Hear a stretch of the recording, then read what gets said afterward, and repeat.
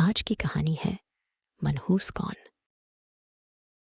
राजा कृष्णदेव राय के राज्य में चेलाराम नाम का एक व्यक्ति रहता था।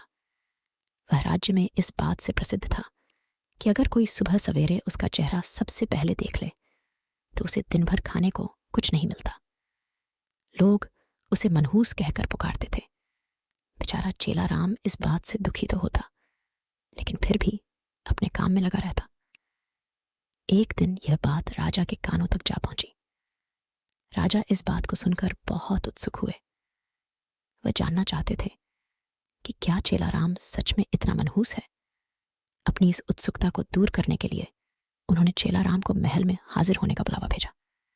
दूसरी ओर चेलाराम इस बात से अनजान खुशी खुशी महल के लिए चल पड़ा। महल पहुंचने पर जब राजा ने उसे देखा तो वे सोचने लगे कि यह चेलाराम तो दूसरों की भांति सामान्य प्रतीत होता है। यह कैसे दूसरे लोगों के लिए मनहूसियत का कारण हो सकता है।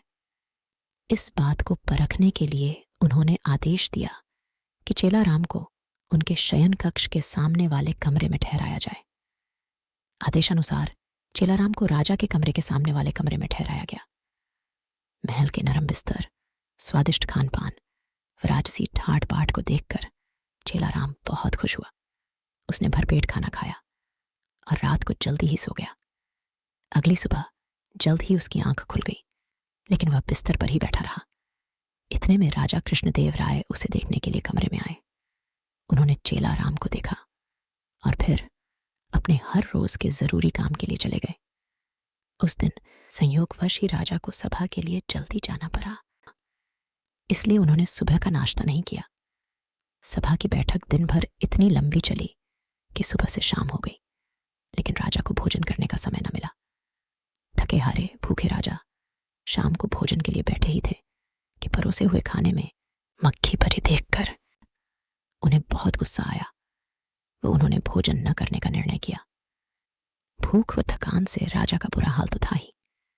ऐसे में गुस्से में आकर उन्होंने इस बात का दोषी चेलाराम को ठहराया। उन्होंने स्वीकार कर लिया कि वह एक मनहूस व्यक्ति है तथा जो कोई भी सुबह सुबह उसका चेहरा देख ले तो उसे दिन भर अन्न का एक निवाला भी नसीब नहीं होता। उन्होंने गुस्से में आकर चेलाराम को मृत्युदंड की सजा सुनाई और कहा कि ऐसे व्यक्ति को राज्य में जीने का कोई अधिकार नहीं है। जब यह बात चेलाराम को पता चली तो वह भागा भागा तेनालीराम के पास पहुंचा। उसे मालूम था कि इस सजा से उसे केवल तेनालीराम ही बचा सकते हैं। उसने उन्हें अपनी पूरी व्यथा सुनाई। तेनालीराम ने उसे आश्वासन दिया और कहा कि वह न डरे और जैसा वो कहते हैं बिल्कुल वैसा करे।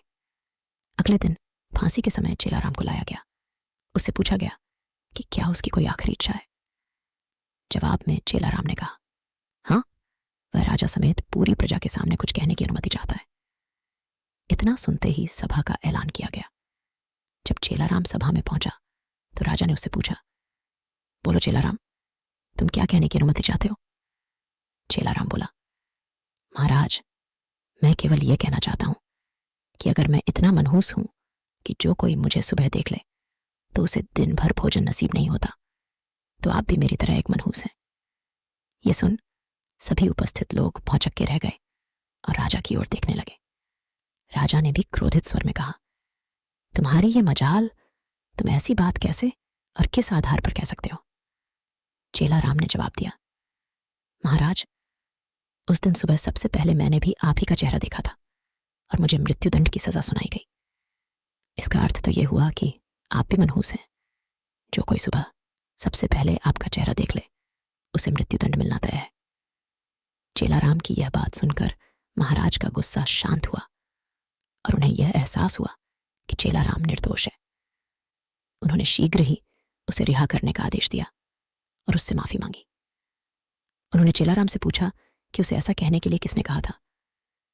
चेलाराम ने जवाब दिया, तेनालीराम के अलावा कोई और मुझे इस मृत्युदंड से नहीं बचा सकता था, इसलिए मैंने उनके समक्ष जाकर अपने प्राणों की गुहार लगाई थी। यह सुनकर महाराज अत्यंत प्रसन्न हुए और उन्होंने तेनालीराम की खूब प्रशंसा की। उनकी बुद्धिमानी को देख महाराज ने उन्हें रत्न जटित सोने का हार इनाम स्वरूप दिया। कहानी से सीख, तेनालीराम की इस कहानी से हमें यह शिक्षा मिलती है कि बिना सोचे विचारे हमें किसी की भी बातों में नहीं आना चाहिए।